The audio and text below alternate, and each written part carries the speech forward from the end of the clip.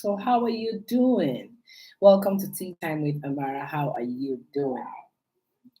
I just want to continue on this thought that has fascinated me, that has gladdened me since I was alerted to the thoughts. Not like it's utterly new to me, because, well, we've always known the idea of all things work for you, all things work together for good for you, even though sometimes we don't see how it will. I'll give you an example. I know of a friend who was incarcerated. Later, it was found out that she was not supposed to, and she spent 5 years in custody. And when this happened, she just had a baby. She had a baby, and then she had to be separated from her baby, and she was in custody for 5 good years. Um, it wasn't funny. It wasn't a normal moment. If you have an idea what I'm talking about, taken to court and then taken to custody, going from custody to court and all of that. And at the end of the day, the court says, "Oh no, she's not supposed to have been, you know, held up at all," because they tried to work her bail, but one thing or the other, time just went on and all that and all that. 5 years. Isn't that bad enough? That after at the end of the day, the judge says like, "Whoa, this is not something that we should have kept her at all. Like this is nothing." As if that wasn't enough. Her husband died. She was still in custody when she lost her husband. And it's her husband who worked so hard to ensure that she comes out, she gets her freedom. But she never got to see him again. Yes, he was visiting her while she was in prison, and and she eventually lost the husband. Now, is that a sad story? Is that like a sad story? She's a Christian. I got talking with her yesterday, and especially with this idea of not separating failure and success. Life is working for you, not against you. Honestly speaking, there are some certain things. There are some certain things that it doesn't look like it. And this story I just told you now is a very good example. Very good. So no husband, yeah, she's free. She's she's united with her children. I told you her last child. She just gave birth to the child, and she had to spend the next 5 years, you know, in custody. These are the kind of stories that you just look at, and this what I'm just sharing. The thought I'm trying to share with you about the good in failure, the return in failure, the good in failure. I mean, how do you how do you relate to this? That there's a good in the failure, in this negative circumstance I just related to you. Well, one gift my friend can give herself, which she's doing fine. And what do you do? What would you do? I mean, if you're alive, your heart is still beating, and you love yourself, you want to be happy, right? You just want to be happy. Nobody wants to live the rest of this life being unhappy or regretting the past, spending time regretting the past.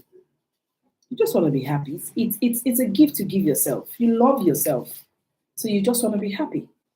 But what if you have this kind of circumstance, very unfair situation? I mean, if this whole thing happened and she still has her husband, right? It would have been a bit bearable, but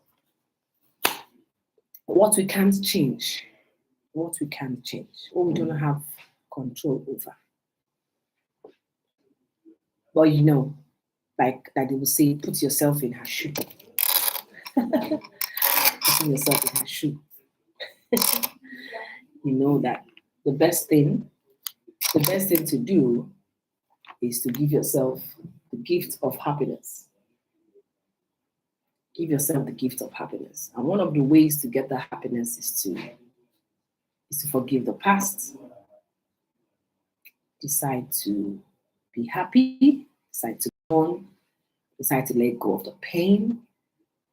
So the whole idea of what I've been presenting the past few days is to encourage myself too, to attach the happiness, to attach some happiness and joy in those failures of the past, or unfavorable situations of the past. I'm talking to myself too, because I do have some pains of the past. And the thing is that if you do not forgive either the persons or the situation or even yourself, it'll hold you back. Those things hold back. Those things, it just holds us back. It holds us back. And sometimes you think you have let go. Sometimes you think you have forgotten. And then it comes back again. My friend reminded me that, yes, that feeling, that ugly feeling that comes back, makes you feel like, I thought I'd gotten over this thing. I didn't know I'm still feeling this bad. It's still the process of healing.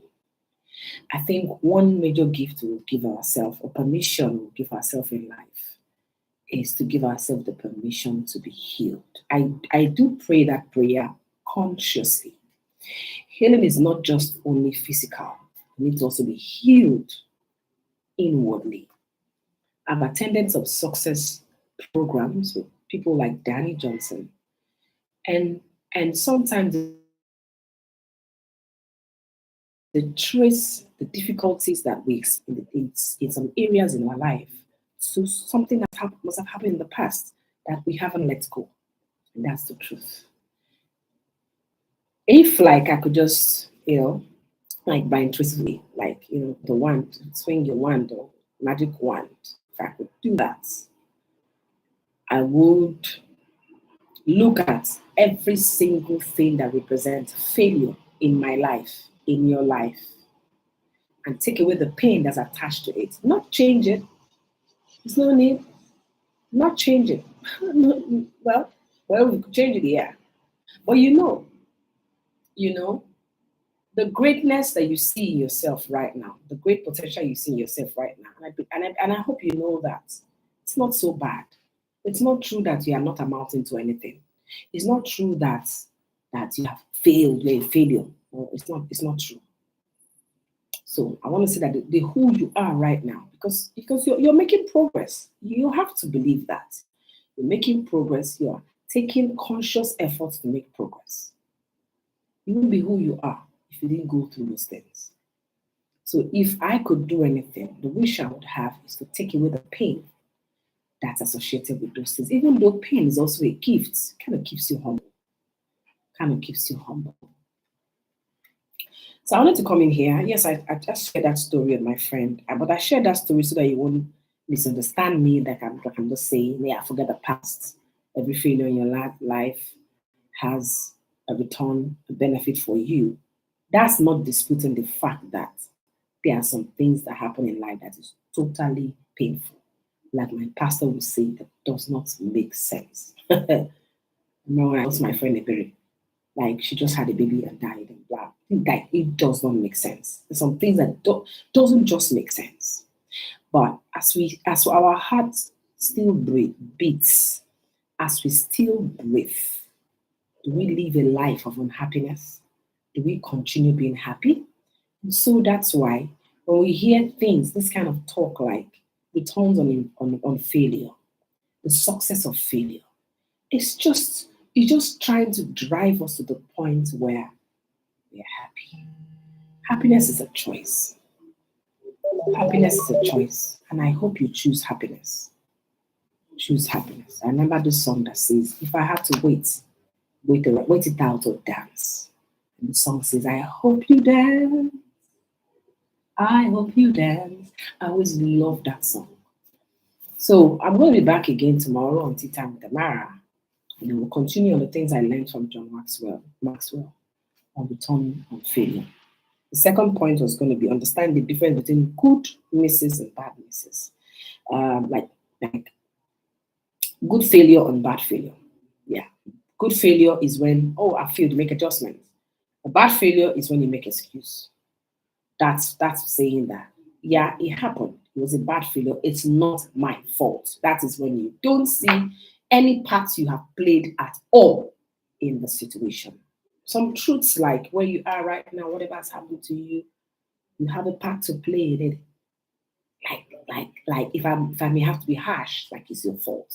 I think one of the ways to grow in life is to find a way to take responsibility. We'll talk more about that. Thank you for being here. Would you be my guest on the Zoom call that's about to start right now, 7 p.m. Nigerian time? All you may do is just click picture, my profile picture. You will see the link there, the link tree there. If you click that link, you will see Zoom meeting. Join me on my Zoom meeting. The information we have there makes life better. So I'm inviting you to join me on my Zoom call, and I hope to see you. Have a wonderful time, and I hope you gift yourself the gift of happiness by embracing the past and seeing the good. There must be some good, no matter how bad, how dark the situation looks. There's got to be some good. And believe that life is working for you. God bless you. I hope to see you